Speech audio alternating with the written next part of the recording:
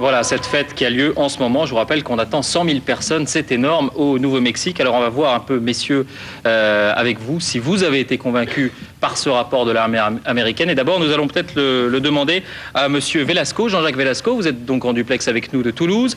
Et je rappelle que vous travaillez pour le CEPRA, le service d'expertise des phénomènes de rentrée atmosphérique. C'est un organisme tout à fait officiel qui dépend du CNES, du Centre national d'études spatiales, qui est financé sur fonds publics. Monsieur Velasco, apparemment, vous n'avez pas été convaincu par ce rapport américain. Pourquoi ? Eh bien, si je ne suis pas convaincu par le rapport américain, c'est tout simplement parce que je me base sur à la fois des éléments qui sont officiellement ceux communiqués par notamment le Sénat américain, qui, malgré les dires de l'armée de l'air américaine, a donc indiqué que le débat continuait parce que les éléments apportés par l'armée de l'air américaine n'étaient pas convaincants. Et deuxièmement, sur la foi d'un certain nombre de témoins sur le premier site à Roswell, où les débris qui ont été trouvés ne correspondent en rien à des matériaux similaires à ceux du ballon Mogul ou du ballon météorologique, à tel point c'est qu'au CNES, nous lançons des ballons depuis maintenant 30 ans, et nous savons par exemple que les millars, c'est-à-dire ces matériaux que j'ai en face de moi, lorsqu'ils sont donc froissés, redeviennent ensuite, vous voyez, dans un état qui fait qu'ils sont abîmés.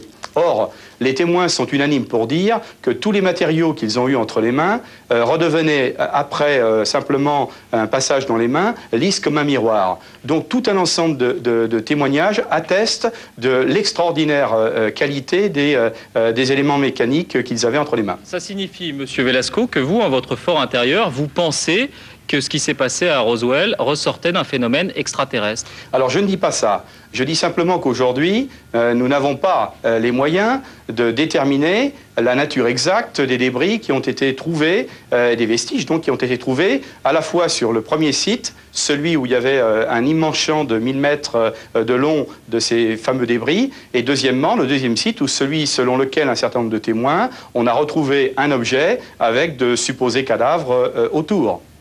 Pierre Lagrange, qu'est-ce que vous pensez de ces affirmations de Jean-Jacques Velasco? Affirmations en tout cas. Oui, non, moi je ne suis pas tout à fait d'accord. Il y a un certain nombre d'enquêteurs. Vous avez, pardonnez-moi, le fameux rapport américain. Oui, ça c'est le rapport donc, de l'armée qui vient de sortir.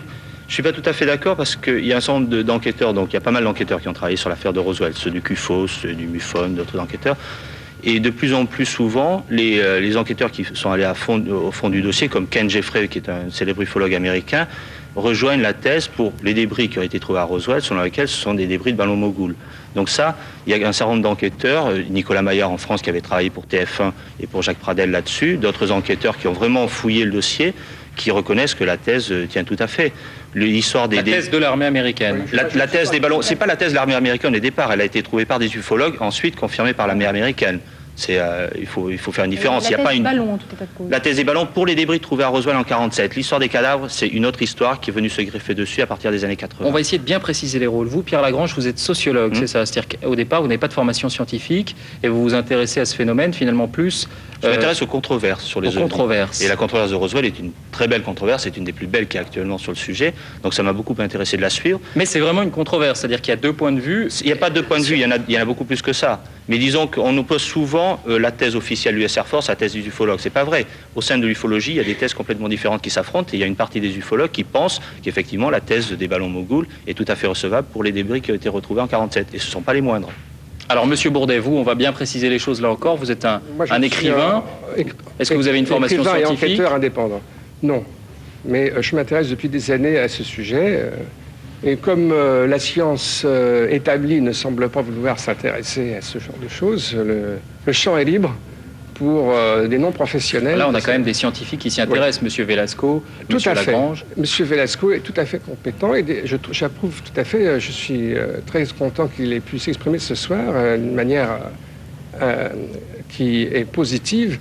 Et vous êtes d'accord avec lui? Moi, je suis tout à fait d'accord avec ce qu'il a dit. Si vous me permettez, je rajouterai deux ou trois choses. Il y a des éléments très forts qui rendent très peu crédible la thèse des ballons.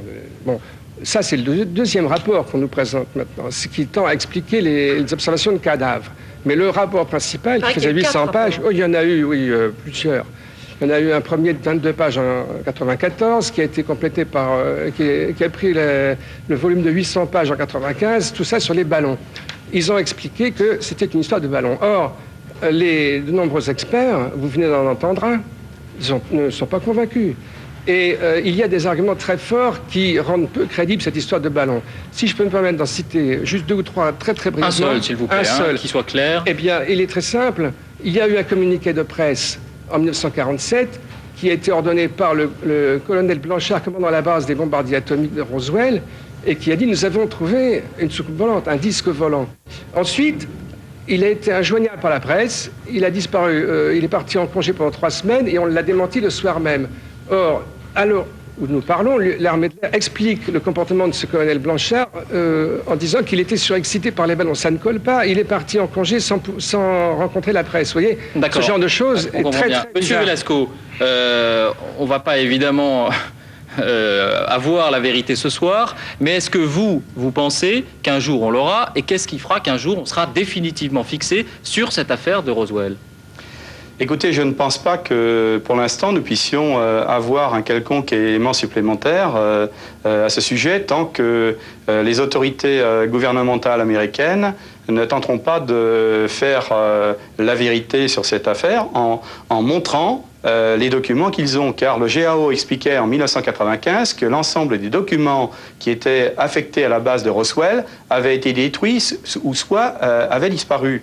Donc à partir de ce moment-là, comment voulez-vous qu'on puisse vérifier quoi que ce soit? Vous disiez ça n'a rien d'anormal. Non, ça n'a rien d'anormal. Il y a des tas de documents qui ont été détruits à la même époque. Et en plus, si on imagine que quelque chose comme un vaisseau extraterrestre avait été découvert à Roswell, ils n'auraient pas pris le temps de faire des rapports. Ils auraient téléphoné à Washington. Ça s'est passé en quelques heures, cette affaire-là. On n'écrit pas des rapports et on les transmet. Oui, mais on peut le savoir, mais on sait déjà beaucoup de choses. Parce qu'il y a énormément d'archives pas des rapports d'une base secrète.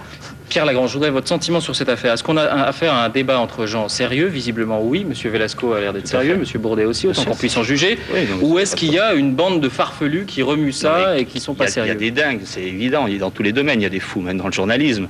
Donc pourquoi pas en ufologie?